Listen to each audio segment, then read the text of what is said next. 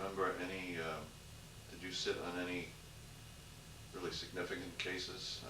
I think I sat on quite a few significant cases in 20 years.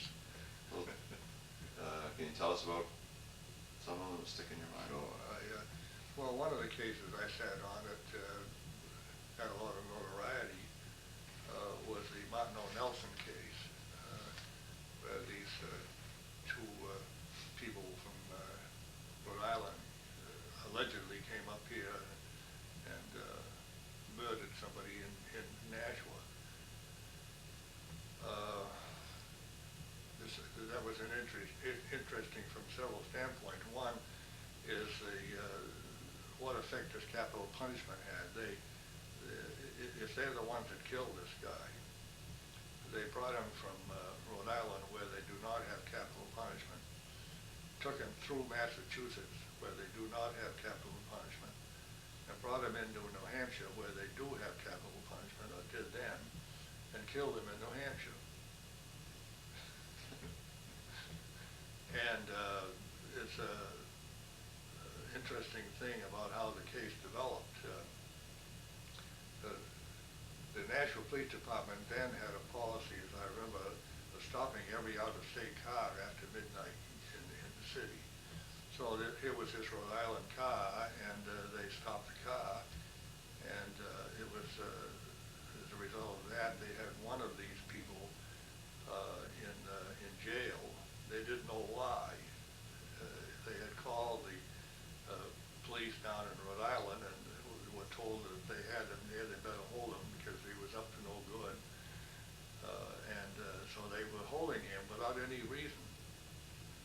And then later on that night, a cruiser saw this other man walking on the street, and when he turned and saw the cruiser, he started to run. They chased him and caught him.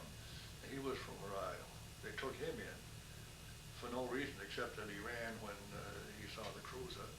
So they had these two people in jail, and all night. And about noon, the next day, some kid coming home from school come across a parking lot in which this Cadillac automobile with its end raised way up because they had some kind of an air ride that was out of commission.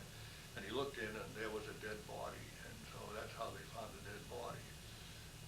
And so anyway, that case was tried, and they were convicted of murder with capital punishment.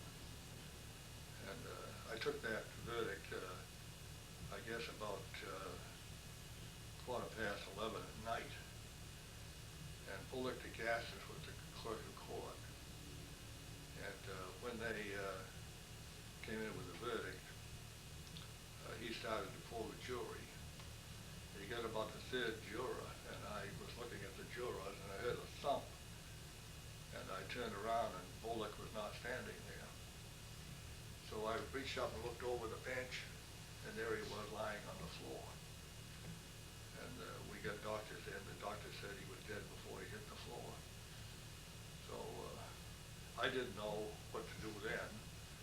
I didn't know whether pulling the jury on Sunday, this was a Saturday night, would be legal or not. So I didn't want to take any chances to wait to try to get another clerk in. So I finished polling the jury, and